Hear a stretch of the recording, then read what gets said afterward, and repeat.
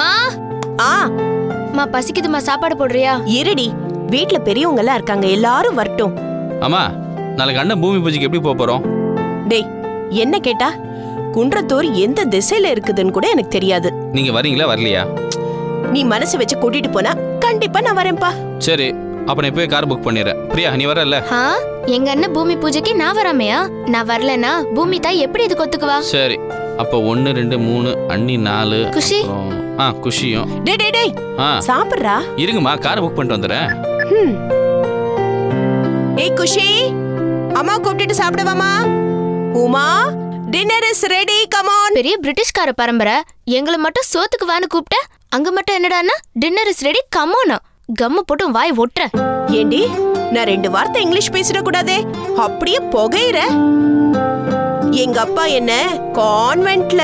ஐயோ, செத்து போன உங்க அப்பாவை ஏமா இப்படி டிஸ்டர்ப் பண்ற?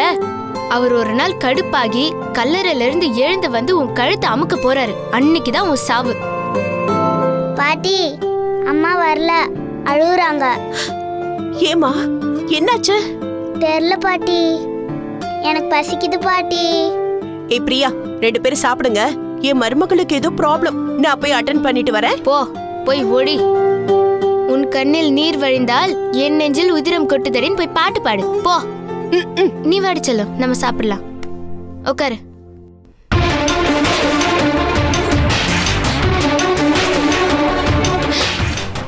உமா, என்னம்மா, என்னாச்சுமா?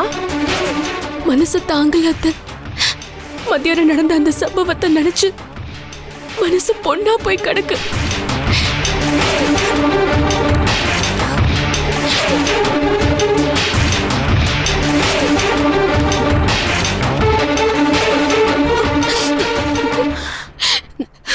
மத்தியானம் என்ன நடந்தது?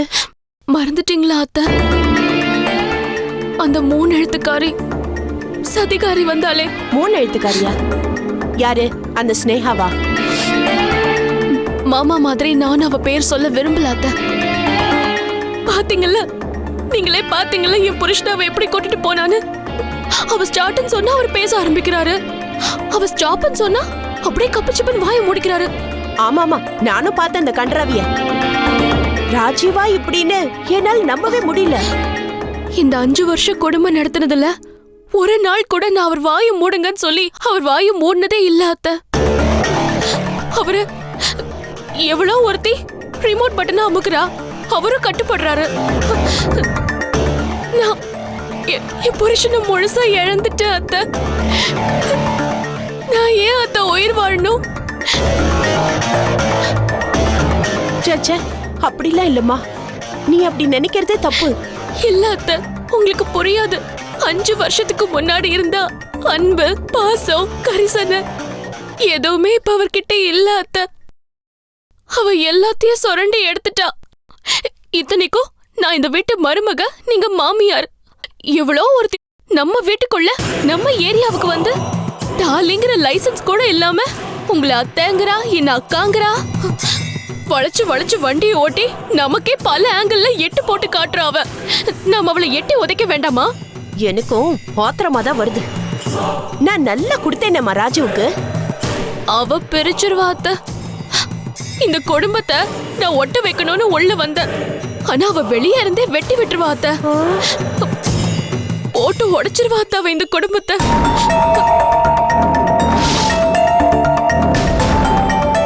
துவாரகேஷ்க்கும் அவளுக்கும் மட்டும் கல்யாணம் நடந்துச்சு. ஐயோ அத்தை, நம்ம எல்லாரும் குடும்பத்தோட வெளியில நிக்கணும் அத்தை. அப்படிலாம் நடக்காது உமா. நடக்கும் அத்தை. உங்க பொண்ணுங்க 2 பேரும் உங்க பேச்ச கேட்கவே இல்லையே. அவ பேச்சு தானே கேட்டுட்டு இருக்காங்க. அண்ணன் தம்பி 2 பேரையும் அவ மயக்கி வச்சிருக்கா அத்தை. இந்த குடும்பத்துல குழப்பத்தை உண்டாக்கி 2ஆக்கி துண்டாக்காம அவ ஓய மாட்டா அத்தை.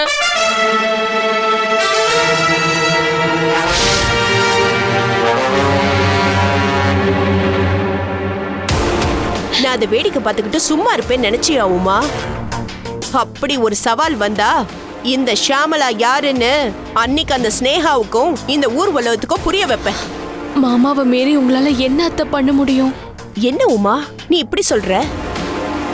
உன் மாமா உன்னை இந்த வீட்டுக்குள்ள இருக்க கூடாதுன்னு நினைக்கிறாரு. ஆனா நான் முடிவு பண்ணிட்டேன், நீ இந்த வீட்டு மருமக, நீ இங்க தான் இருக்கணும். உங்க மாமாவை நான் துணிஞ்சு எதிர்த்து நிக்கலையா? அவருதான் வெளியே இப்ப போயிருக்காரே ஒழிய உன்னை நான் வெளியில விடலையே. என் புருஷனை என் கிட்ட இருந்து பிரிச்சு என் வாழ்க்கையை அப்படிதானே நாசம் பண்ணா. அவ காசுல உங்க புள்ள நாளைக்கு பூமி பூஜை போட போறாரு. என் காசுல அவர் வாழலாம் அத்த. நான் அவர் கட்டின பொண்டாட்டி. அடுத்தவங்க காசுல அவர் வாழலாமா அத்த? இது அசிங்கம் இல்ல? அதுவும் கரெக்ட் தான். ஆம்பளைனா தன்மானம் வேணும், சுய கௌரவம் வேணும். ஆனா ராஜீவும் இந்த கம்பெனி ஆரம்பிக்க பாதி பணம் போட்டிருக்கிறதா? அவர்கிட்ட ஏதாத்த பணம்? மொபைல்ல டாப் அப் பண்றது கூட பக்கத்துல யார்கிட்டயாவது கை நீட்டி வாங்க வேண்டிய நிலைமையில இருக்காரு அவரு. ஸ்னேகாவோட 30 லட்சம் பிசினஸ் பண்ண கொடுத்திருக்கா. அதாவது அவ முதலாளி, இவர் தொழிலாளி.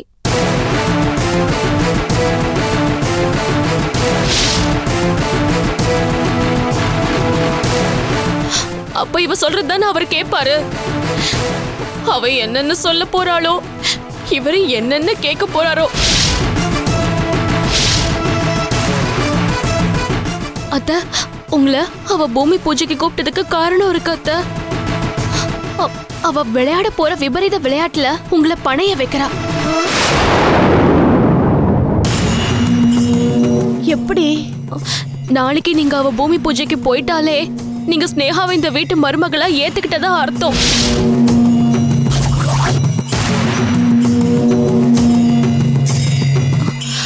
இது குடும்ப ஃபங்க்ஷன் அழுத்தி சொன்னாலே ஞாபகம் இருக்கா? நீங்க இந்த பூமி பூஜைக்கு போனா துவாரகேஷ் ஸ்னேகா கல்யாணத்துக்கு நீங்க ஆசீர்வாதம் பண்ண மாதிரி அர்த்தம்.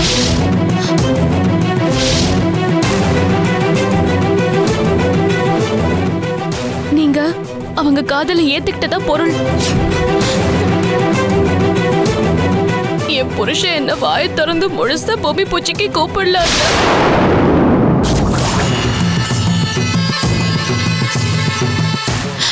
நான் மானஸ்தி, உப்பு போட்டு சோறு திங்கிறவ. வெக்கோ மானோ சூடு சொரணெல்லாம் என் உடம்புல ஓடுது.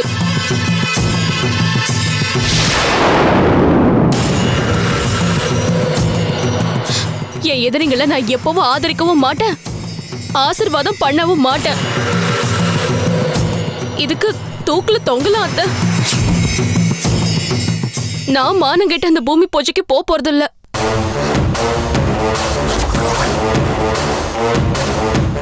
அவ வந்தா இந்த குடும்பம் விளங்காது அத்த. நீங்க நினைச்சு பாருங்க அத்த.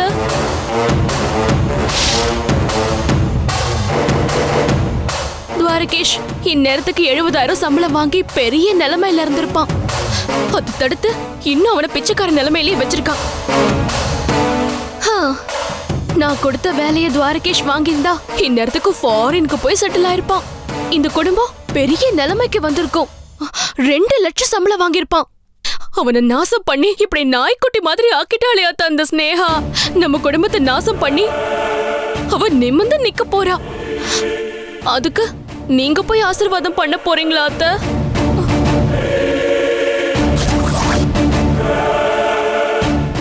இது ஸ்னேகா பூமிக்கு போடுற பூஜை இல்லாத அந்த சாக்குல உங்களை மந்திரிச்சு விட போறா.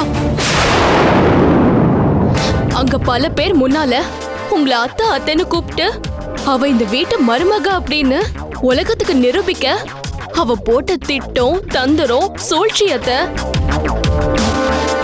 அதுல தெரிஞ்சே போய் நீங்க மாட்டிக்க போறீங்களா அத்த? ஸ்னேகாவோட பூமி பூஜைக்கு நீங்க போக போறீங்களா அத்த? அம்மா டாக்ஸி புக் பண்ணிட்டேன். கேன்சல் பண்றா. அம்மா ஏன்? நான் வரலடா.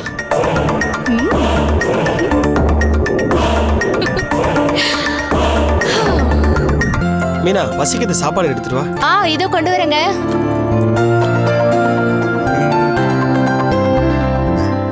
ஏங்க இவ்வளோ லேட்டு? ஏன்? நாளைக்கு ராஜுவுடைய ஃபங்க்ஷன் போகணுன்றதுக்காக லீவ் கேட்டிருந்தேன். ஸோ என்னென்ன பெண்டிங் ஒர்க் இருந்தது அதெல்லாம் இன்றைக்கே முடிச்சிட்டேன். அதான் லேட் ஆகிடுச்சு. சரி மாமா சாப்பிட்டாரா?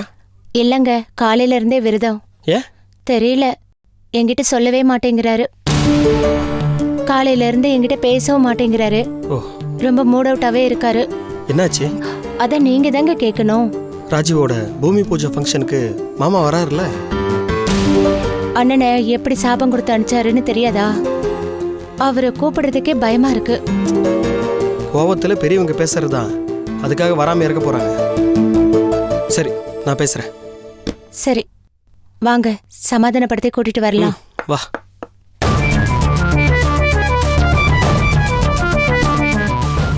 என்ன மாமா, ராமாயணமா? நாளைக்கு ஆஃபீஸ் லீவ் போட்டிருக்கேன், சீக்கிரம் எந்திரிச்சு போகணும்ல. எங்க போகணும்? என்ன இப்படி கேட்குறீங்க? ராஜு வந்து பூமி பூஜை கூப்பிட்டுருக்காருல்ல, நாளைக்கு காலைல போகணும்ல. நான் வரல மாப்பிள்ள. நீங்க வராம எதுவும் பேசாதீங்க மாமா, தயவு செஞ்சு வாங்க. நீங்க 2 பேரும் போயிட்டு வாங்க மாப்பிள்ள. உங்களை தானே வந்து கூப்பிட்டான் துரோகி. உங்களையும் தானப்பா கூப்பிட்டாரு அண்ணா. நான் வரலம்மா. ஒரு நல்ல காரியம் நடக்கிறப்போ சுத்தமான மனசோட நல்ல எண்ணத்தோட கலந்துக்கணும். அது எனக்கு அவன் மேலே இல்லைம்மா. அந்த துரோகி காலம் பூரா துரோகி தான். அங்கே போனால் முகத்தோட முகம் பார்க்க வேண்டி வரும். எனக்கு உடனே கோபம் வரும். பல பேர் முன்னாடி ஏதாவது பேசிடுவேன். அது எல்லாரையும் பாதிக்கும் இல்லையா? அந்த 3 எழுத்துக்காரி வேணும்னே எல்லார் முன்னாடியும் என்னை மாமா மாமான்னு கூப்பிட்டு வெறுப்பேற்றுவா. நான் கலாட்டா பண்ணுவேன். எதுக்கு இம்சையை வண்டி வச்சு கூட்டிகிட்டு போகிறீங்க? நீங்கள் போயிட்டு வாங்க தாராளமா.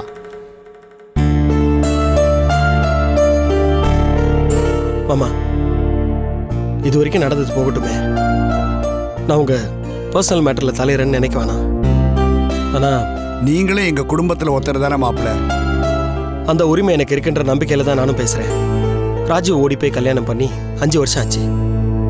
அதனாலதான் மீனா கல்யாணம் ஆகலைன்ற காரணத்தையே சொல்லிட்டு இருந்தீங்க. இப்போ ராஜுவுக்கு குழந்தை இருக்கு, மீனாவுக்கும் கல்யாணம் ஆயிடுச்சு. அஃப்கோர்ஸ் உங்களுக்கு மட்டும்தான் வேதனை, மன கஷ்டம் எல்லாமே. அதை எல்லாத்தையும் தாண்டி உங்க குடும்பத்தை நல்லபடியா முன்னுக்கு கொண்டு வந்து இன்னைக்கு நிறுத்திருக்கீங்க. இவ்வளவு நடந்ததுக்கு அப்புறம் பிரச்சனை முடிஞ்சு போச்சு. இதுக்கப்புறமும் நீங்க ராஜுவை துரோகி துரோகின்னு சொல்றீங்கன்னா அது நல்லா இருக்கா? மாப்பிள்ள, சில தவறுகளுக்கு தண்டனை காலம் முடிஞ்சும் தண்டனை உண்டு. அதுதான் நிஜமான தண்டனை. ஒரு தேச துரோகிக்கு என்னைக்குமே மன்னிப்பு கிடையாது மாப்பிள்ள. அதே மாதிரி குடும்ப துரோகிகளுக்கு மன்னிப்பே கிடையாது. அப்படியெல்லாம் சொல்லாதீங்க மாமா. என்ன நடந்தாலும் அவர் உங்க பையன். கஷ்டப்பட்டு இத்தனை வருஷம் கழிச்சு ஒரு நல்ல தொழில் தொடங்கியிருக்காரு. அப்பா நீங்க ஆசீர்வாதம் பண்ணாதானே அந்த தொழில் செழிக்கும். தண்டிக்கிறது ஒரு தவம் மாதிரினா, மன்னிக்கிறது உயிர் காக்கிற மருந்து மாதிரி இல்லையா? பெரியவங்களுக்கு அதான மரியாதை, கௌரவம். என்னுடைய வேதனை வலிகள் வெளியில சொல்லிக்க முடியல மாப்பிள்ள. என் பிள்ளை ஓடிட்டான். என் பொண்ணு கல்யாணம் நின்ன உடனே யார் யாரோ எப்படியோ விமர்சனம் பண்ணாங்க. முதுக்கு பின்னால சிரிச்சாங்க, முகத்துக்கு முன்னால பல பேர் சிரிச்சாங்க. அதெல்லாம் கூட தாங்கிக்கிட்டேன். ஆனா ஒரு நாள் ஆபீஸுக்கு போறேன். அங்க பியூன் டேபிள் மேல காஃபியை கொண்டு வந்து வச்சுட்டு, என்ன சார் உங்க பொண்ணு கல்யாணம் நின்று போச்சாமே அப்படின்னு கேலியும் கிண்டலுமா சிரிச்சுட்டு போனான். அந்த நிமிஷம் தூக்கல தொங்கலாம் போல இருந்துச்சு மாப்பிள்ள. இன்னைக்கும் அந்த பியூன் சிரிச்ச கிண்டல் சிரிப்பு மனசை விட்டு போகல மாப்பிள்ள. பல ராத்திரிகள் நான் தூங்கினதே இல்லை. எப்படியோ கௌரவமா வளர்ந்தேன், படிச்சேன், வாழ்ந்தேன். கடைசியில ஒரு பியூன் அவருடைய சிரிப்புல என்ன விமர்சனம் பண்ணிட்டு போயிட்டான மாப்பிள்ள. சில அவமானங்கள் வெறும் காயம், அது மறைஞ்சிடும். சில அவமானங்கள் கல்வெட்டு, மறையவே மறையாது. நம்ம உயிரை போட்டு அமுக்கி கொண்டு மாப்பிள்ள. அந்த அனுபவம் எனக்கு தான் தெரியும். அப்பா அழாதீங்கப்பா, நாங்க சந்தோஷமா நல்லா தானப்பா இருக்கோம்.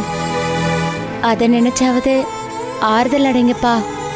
இதை பாருப்பா, நாடைய வேதனைகளை வார்த்தைகளில் கரைச்சி விட்டுலாம் தான் பார்க்கிறேன். அந்த வேதனைகள் பஞ்சு மாதிரி காத்துல பறந்து மறைஞ்சிடும் தப்பு கணக்கு போட்டேன். ஆனா ஒவ்வொரு துளி கண்ணீரா அந்த பஞ்சு மேல விழுந்து ஊறி ஊறி இதயத்துல இறுகி போய் இப்ப பாறாங்கல் ஆயிடுச்சுமா. அதை என்னால இதயத்துல இருந்து நகர்த்த முடியலையம்மா.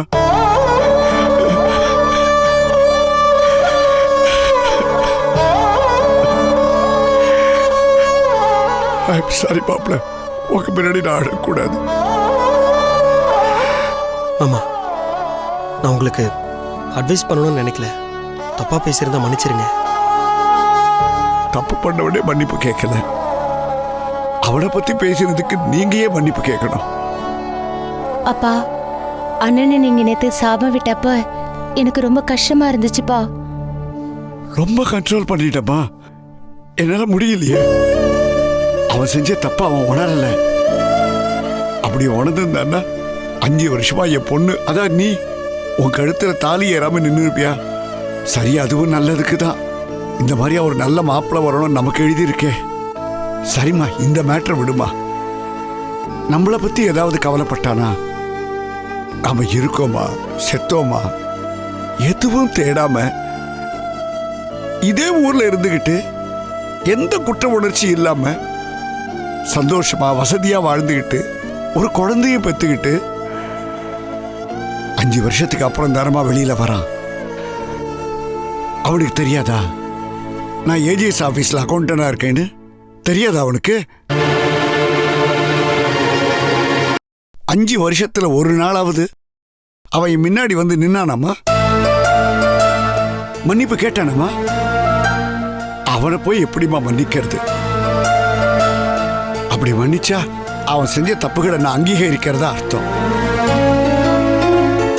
5 வருஷத்துக்கு முன்னாடி அந்த 2 எழுத்துக்காரிக்காக சொந்த குடும்பத்தை உதறினா. இப்ப என்னாச்சு? நம்மளை நிறுத்துற மாதிரி அந்த 2 எழுத்துக்காரிய குழந்தையோட நடுத்துறல நிறுத்திட்டு மறுபடியும் வேற யார் பின்னாடியே ஓடிக்கிட்டு இருக்கான். இவன் எப்பதாமா திருந்துவான்? இவனெல்லாம் மன்னிக்கிறது பாவம்மா. அந்த பாவத்தை என்ன செய்ய சொல்லாத. அண்ணனுக்கும் அன்னைக்கு சண்டைப்பா. எந்த குடும்பத்திலமா சண்டை இல்ல? இப்ப நான் சொல்றேன், தாலி கட்டுற போது நாம போடுற 3 முடிச்சுகளே தாம்பத்தியங்கிறது இனிமே காலம் பூரா சிக்கல்களும் முடிச்சுகளும் நிறைஞ்சதுதான். கடைசி வரை அந்த முடிச்சுகளை யாராலும் அவுக்க முடியாது அப்படின்னு சிம்பாலிக்கா புரிய வைக்கதாமா. இதை யார் ஏத்துக்கிறாங்களோ இல்லையோ, என்னை பொறுத்த வரைக்கும் என் சித்தாந்தம் இதுதான். இப்ப கூட அவனுக்கு நான் சாப்பிட்டதுக்காக காலையிலேருந்து விரதம் இருக்கம்மா. மனசு கேட்க மாட்டேங்குது. நான் பேசுற வார்த்தைகளுக்காக என்னையே நான் தண்டிச்சுக்கிட்டு இருக்கேன்.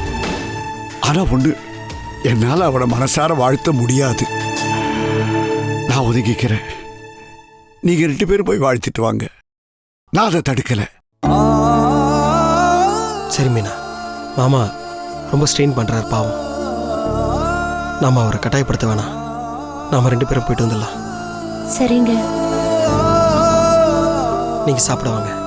இல்ல மாப்பிள்ள, நான் தான் சொன்னேனே நான் விரதம் இருக்கேன்னு.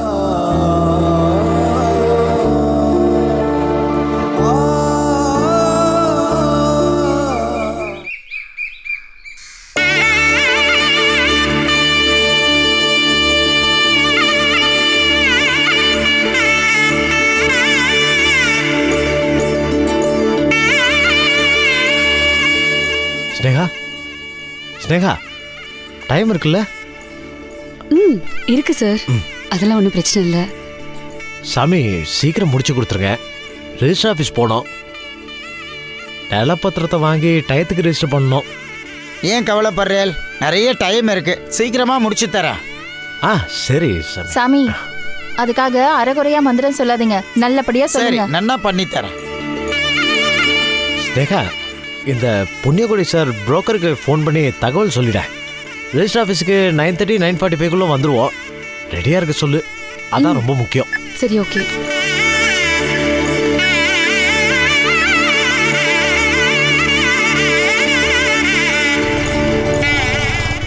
The subscriber cannot be reached at the moment.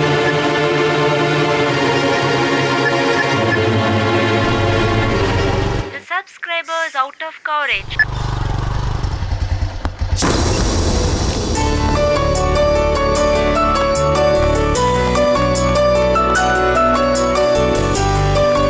Hi. ஹாய்டா வா வா தேங்க்யூடா. All the all the best Neha. Hello Raji. Thank you செல்லம். ஆமா என் மாமியார் எங்க? அவங்க வரல. ஏன்? அண்ணி ஏதேதோ சொல்லி மம்மி மனசை கலைச்சிட்டாங்க. கால் டாக்ஸி கூட புக் பண்ணியாச்சு. கடைசியில் கேன்சல் பண்ணிட்டேன். என்னது இது? நாங்க 2 பேருமே கௌரவமா தானே வீட்டுக்கு வந்து கூப்பிட்டோம். உங்களை யார் கூப்பிட சொன்னது? என்ன ராஜீவ் சார் இது? புதுசா ஒரு பிசினஸ் ஸ்டார்ட் பண்றோம். உங்க அம்மா இல்லாம எப்படி? விடுமா, உமா வந்து கண்டதையும் சொல்லி பெருசா நடிச்சு சீன் போடுவா. அவ நடிப்பை பார்க்கறதுக்காக இந்த பூமி பூஜை போடுறோம். எனக்கு கோவம் வரும், தேவையில்லாத பிரச்சனை வரும். விட்டுரு, எப்படியோ போட்டோம்.